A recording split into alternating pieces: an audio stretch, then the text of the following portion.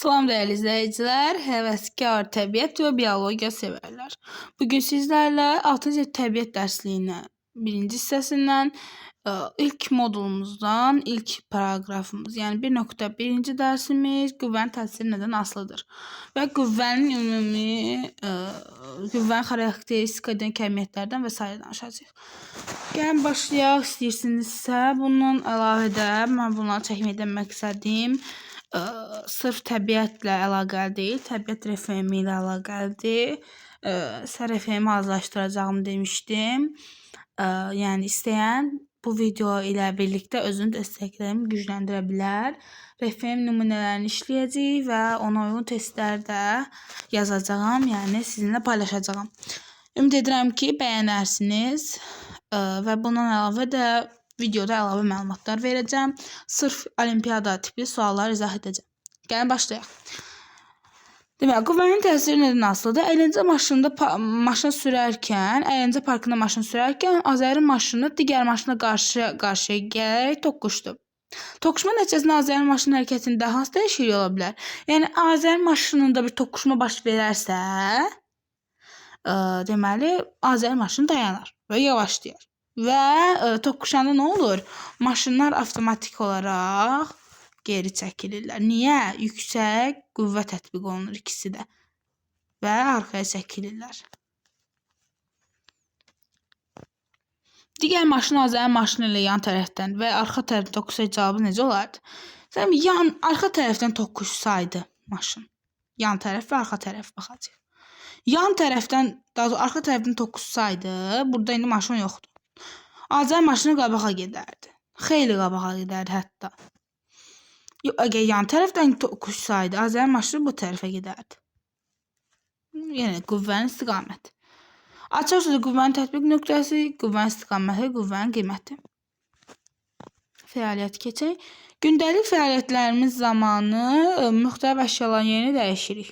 Bu əşyaları özümüzə tərəf dartır və ya özümüzdən kənara itələyirik. Sirməni açmaq üçün onu özümüzə tərəf dartırıq. Şkafı hərəkət etdirmək üçün onu itələyirik. Bəzi cisimlər dartdıqda və itələdikdə onlara qüvvə tətbiq edirik. Qüvvə hərəkəti cisimlərin hərəkət etməsinə, hərəkət edən cisimlərin sürətini dəyişməsinə, yəni sürətin artmasına və ya azalmasına səbəb olur. Yələncəyin sürətini artırmaq üçün ona hərəkət istiqaməti qüvvə tətbiq edirik. Topun sürətini azaltmaq üçün ona hərəkətin əksi istiqamətini qüvvə tətbiq edirik. Cismə təsir edən qüvvə onun hərəkət istiqamətinə yönələrsə, cismin sürəti artır. Qüvvə hərəkətin əksinə yönələrsə, cismin sürəti azalır. Bu aid tapşırıqlarımız var, ona görə çox belə izah vermirəm, rahatdır. Amma belə bir şey deyə bilərəm ki, məsələn, bu yələncəyi nəzərdə tutaq. Bu yələncəyi biz hərəkət istiqaməti necədir? Belədir. Yəni, buradan qüvvə tətbiq olunur. Uşaq qüvvə tətbiq edir və yələncə gedir, önə gedir. Bu qüvvənin əksi istiqamətini qüvvə tətbiq eləsəydik, nə olur? Avtomatik olaraq qız gedər digər tərəfini. Bütün qüvvə tətbiq elədik və istiqamətini dəyişdi. Və cismin sürəti də nisbətən azalır. Tenis topunun istiqamətini dəyişmək üçün tenis topuna qüvvə tətbiq edirik. Voleybol topunun istiqamətini dəyişmək üçün voleybol topuna qüvvə tətbiq edirik. Qüvvə F hərfi ilə işarə olunur, F-lə və vahidi Newtondur, N-lə işarə olunur, böyük N.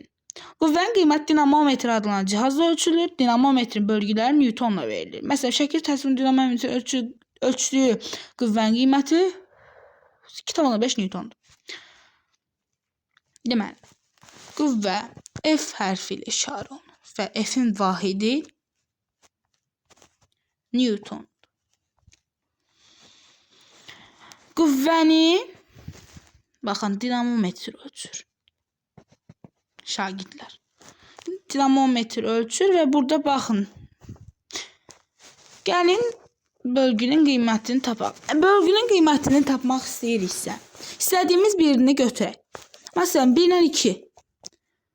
Deməli, 2-dən çıxarıq 1-i, onu da bölərik bölgülər sayına. Siz burada sizə 3 dənə bölgü kimi gələ bilər şagirdlər. 3 dənə bölgü kimi gələ bilərsə. Amma burada 3 dənə bölgü yoxdur. Ya bunu saymayacaqsınız, bu ikisini sayacaqsınız.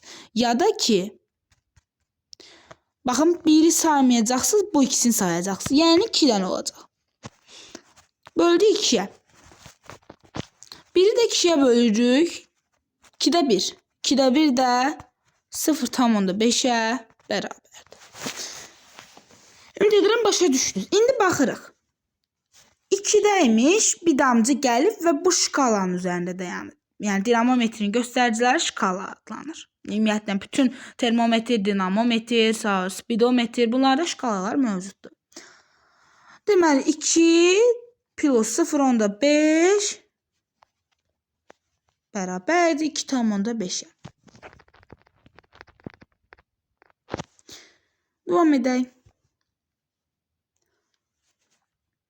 Ümid edirəm ki, aydındır. Çünki mezurka məsələləri də var. Hansı kimya ilə əlaqəlidir, fizika, kimya, sıxlıq məsələləri var. Orada da istəyir və bir şkalanın qiymətini sizdən tapmanızı istəyə bilər. Yəni ona görə diqqətli oluruq belə məsələlərdə. Sizlə birlikdə işləyəcəyik. Qüvvənin təsiri onun cismin hansı nöqtəsinə tətbiq olmasına asılıdır. Masa üzərindəki kitabı kötüyün tən ortasından barmağımızı itələdikdə onun irəliyə doğru hərəkət etdiyini, ancaq kötüyün kənarından itələdikdə onun fırlandığını müşahidə edəcəyik. Çünki baxın, biz qüvvəni buradan tətbiq edirik və bu istiqamətə gedəcək. Mərkəzdən tətbiq eləmirik ki, bu kitabdır. Kitabın mərkəzi məhz buradır. Siz də onu buradan itələsəz, bu bura gedəcək. Yox, siz kitabın mərkəzi buradır, siz bura itələyirsiniz. Nə olacaq? Bu tərəfə gedəcək. Aha. Bəzi cisimlər kiçik qüvvələrin təsiri altına hərəkət edə bildiyi halda, bəziləri hərəkət etdirmək üçün daha böyük qüvvə tətbiq etməli oluruq. Qüvvənin cismə təsiri onun qiymətindən asılıdır. Məsələn, oyuncaq maşını hərəkət etdirmək asan olduğu halda minik avtomobilini hərəkət etdirmək çətindir. Niyə? Kütlə. Qüvvənin təsiri həm də qüvvənin ədədi qiymətindən asılıdır. Siz bu maşına təsir edin qüvvə, bu maşına təsir eləsəz, maşın çox irəli gedir. Amma buna təsir edin qüvvə, bunu təsir etsin, maşın hərəkət belə etməz. Çünki cismin kütləsi asılıdır, yəni qüvvədən. Oyuncaq maşını sola itələdikdə onun təsirin qüvvə sol tərəfə, sağ itələdikdə sağ tərəfə yanaşır. Bu zaman maşın qüvvə istiqamətində hərəkət edir. Bəli, qüvvəni bu istiqamətə hərəkət etdirsə, maşın da həmin istiqamətə gedəcək. Beləliklə, qüvvənin təsiri ilə cismin necə hərəkət etdirəcəyini bilmək üçün qüvvənin tətbiq nöqtəsini, istiqamətini və ədədi qiymətini bilməliyik. Qüvvənin təsiri asılıdır tətbiq nöqtəsindən, istiqamətindən, ədədi qiymət. Gəlin baxaq. Deməli, belə bir şey çəkək. Qüvvənin tətbiq nöqtəsindən asılıdır. Tətbiq nöqtəsi bura ola bilər, bura ola bilər, bura. Tətbiq nöqtəsi bu deməkdir. İstiqaməti bu deməkdir. Siz onu bu tərəfə itələsəz, F1. Gəlin belə eləyək, təmizləyək. Çünki qüvvə həqiqətən o qədər də asan bir mövzudur. Məsələlərdə qarşınıza çıxacaq dəyərli RFM iştirakçılar. Deməli, F1,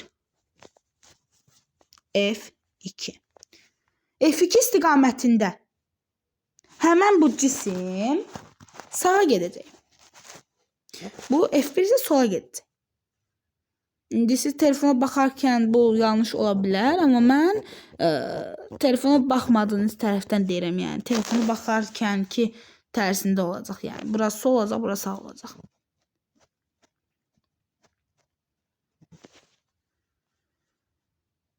Bunları da izah etdim. İndi gəlin bir bunlara baxaq. Burada sizcə bu qutuya, yəni bu kvadrat, kub qutuya nə qədər qüvvə tətbiq olunub? Bu nədir? Bu dinamometr idi. Dinamometrin işi göstərdim. İndi burada F nəyə bərabərdir? F bərabərdir 1 Newtona. Burada nə qədərdir? Deməli, 1 Newton qədər qüvvə tətbiq olunub buna. Və hansı tərəfə tətbiq olunub? Bu tərəfə, istiqamətinə. Tətbiq nöqtəsi aradır, buradır. Gördük, qüvvənin təsiri ədədi qiymətindən, istiqamətindən, tətbiq nöqtəsindən asılıdır. Qüvvənin qiymətinə uyğun uzunluq. Qüvvənin istiqaməti, tətbiq nöqtəsi, bu da ədədi qiymət.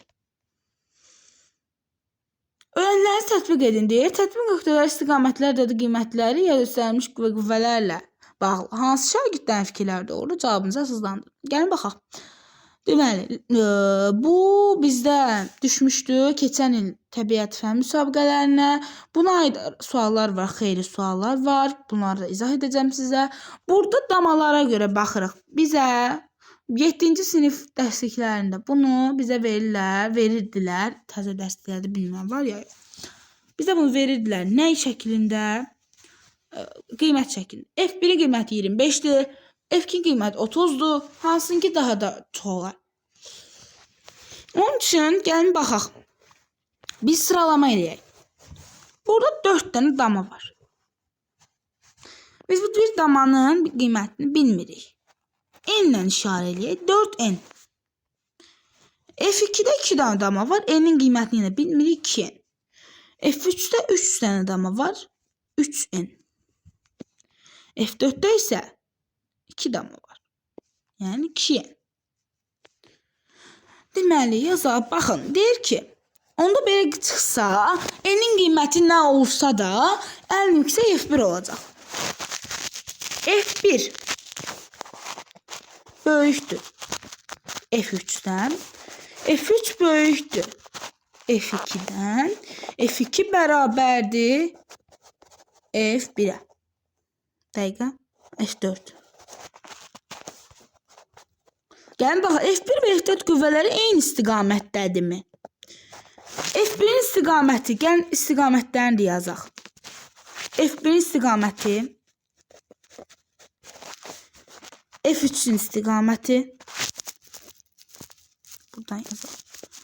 F2-nin istiqaməti, F4-ün istiqaməti. Demək, F1 və F4 istiqamətləri düzdür. Deyil, düz deyir. F2 və F3 qüvvələri əks istiqamətlərdir. F2 və F3. Biri bura gedərkən, biri bura gedir. Doğrudur. Ötə bilərik. F3 və F4 qüvvələri tətbiq nöqtəsi fərqlidir. Bu yanlışdır.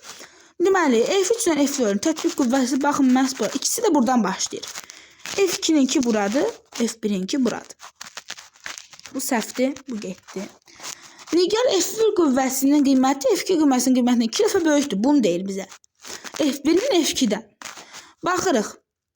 2N-dir, biri 4N-dir. N-in qiymətini 2 verək. Ki, asan olsun. N-in qiyməti 2-dirsə, F1 qüvvəsi 8 Newton olacaq. F2 qüvvəsi 4 Newton olacaq. Və 8-in 4-ə nisbəti 2-yə bərabərdir. Mənalarında 2 dəfə fərq var. F1 qüvvəsi F2-dən 2 dəfə böyükdür. Yanlışlıqla siz bunu baxarsınız, aha, buna fərq var. Lakin şərtdə yazar ki, F2 qüvvəsi F1-dən böyükdür. Bu yanlışdır. F1 qüvvəsi F2-dən böyükdür. Belə məsələlərdə həmişə burada kənarda özünüz üçün tətbiq nöqtələrini yazan bir cədvəl qurun. 3 şagirdimiz düz dedi. Leyla düz deyir. Azər səhv deyir. Bərabər sürətlə hərəkət edən maşına A və B halındakı kimi qüvvə tətbiq edirsiniz. Onun sürətinizi dəyişir. Gəlin belə deyim sizə. Tutalım ki, siz velosiped sürürsünüz və küləkli bir havadır. Siz gedəcəyiniz yer. Tutalım ki, A nöqtəsidir. Baxın, A nöqtəsi bura. Siz bura gedirsiniz velosipedlə və siz buradasınız. Küləyin istiqaməti bu şəkildədir. Külədir F-dir. F1. Deməli, siz belə bir gələndə çətinlik çəkəcəksiniz. Niyə görə? Çünki küləyə qarşı gedirsiniz velosipedlə. Lakin siz və bu şəkildə gəlsiniz. Bu deməli birinci S1-iniz, birinci yolunuzdur. Bu isə ikinci S2. Bura gedəndə küləklə birlikdə gedəcəksiniz. Yəni o F sizə müsbət olaraq təsir göstərəcək. Burada da baxın o. Qüvvə sizə buradan tətbiq olunursa, sizin sürətiniz V1. Bu V1'dir. Sürət V ilə işarə olunur. Bu da V2'dir. V1 böyük olacaq V2'dən. Çünki burada da qüvvə maşının getdiyi hərəkət istiqamətinə tətbiq olunub. Burada da oxuduq biz. Əgər qüvvənin istiqaməti cismin istiqaməti ilə birdirsə, onda sürət artar. Yox, əksi istiqamətlər azalar. Demək, burada da deyir ki, cisimləri hərəkət etdirmək üçün müxtəlif qüvvələr tətbiq olunur. Hansı böyükdür, hansı kiçikdir. F1, F2, F3 verib bizə, gəlin bunları sıralayaq. Belə məsələlər də düşür. Burada kütlədən baxacağıq. Bu M1 olsun. Bu da M2 olsun. Bu da M3 olsun. Siz keçəcəksiniz ağırlıq qüvvəsi. F bərabərdir M, J. Birində M2 olar, birində 4 olar. J'dəki hər zaman 10'dur. Birində 40 olur, birində 40 olur. Deməli, kütlə nə qədər çoxdursa, qüvvə də o qədər yüksək olacaq da. Baxaq görək, kütləcə ən böyük nədir? M3'dür. Sonra M2'dir, sonra M1'dir. M3 böyükdür M2'dən. O da böyükdür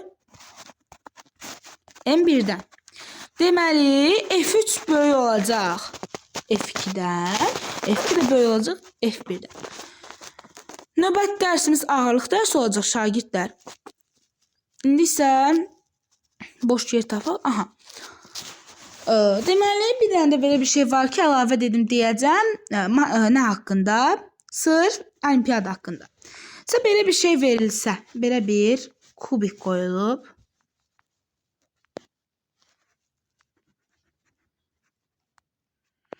Oradan qüvvələr tətbiq olunur. F1, F2, bir də F3. Baxın, burada deyir ki, hansı istiqamətdə bu qutumuz gedər? F1'in qiymətini verib bizə 4, F2'ninki 5, F3'ünkü də 6. 6 yox, 10. Baxarıq, əgər 2 qüvvə və ya çox qüvvə eyni istiqamətdədirsə, F1, F2'ni biz toplamalıyıq. Eyni istiqamətdədirlər axı, eyni istiqamətə gedən qüvvələr toplanar. Eləyək 4 plus 5, 9 Newton. F3 isə 10 Newtondur. F3 böyük oldu. F1 plus F2'dən. Onda hansı tərəfə gedəcək? F3 istiqamətinə gedəcək. Əgər sizə yox, bunların qiyməti verilməyibsə, sizə elə veriləcək ki, siz bunların uzunluqlarını görə biləcəksiniz. Hansı ox uzundursa, onda qüvvə həmən tərəfə gedəcək. Yəni, oxu nə qədər uzundursa, qüvvənin o qədər çox olduğu, o qədər böyük olduğu göstərilir. Dəyərli şagirdlər, mənim həvəskar biologiya və təbiət-sevər izləyicilərim, bugün sizlərə qüvvəni, onun hərəkət istiqamətinin nədən asılı olduğunu keçdim. Təbiət RFM-nə hazırlaşanlar üçün isə əlavə, lap belə izah verdim. Ümid edirəm başa düşdünüz. Əgər başa düşmədiyiniz bu mövzu ilə bağlı sual varsa, kommentariyalar sizə gözləyirəm. Növbəti dərs ağırlıq qüvvəsi olacaq. Tez-tez çalışacağım paylaşım. Mayın 10'una yaxın olan bir müddətdə də sizin RFM vaxtınızdır. Mən 5-ci sinifi izah etmişəm, 1-ci hissəni. 2-ci hissə isə sırf çoxlu da coğrafiya ilə əlaqəlidir. Konsumen prosuden məsələləri var. Onların hamısını ayrıca izah edəcəm. Yəni coğrafiya, yəni onu da izah eləyərəm, çalışacağam. Və ümid edirəm ki, hamınızın nəticələri çox yaxşı olar. Sağ olun, salamat qalın. Növbəti dərslərdə görüşənədək kanalıma abunə olmağı, videoma like atıb, kommentariya yazmağı unutmayın. Sizlər üçün çalışıram. Sağ olun, salamat qalın.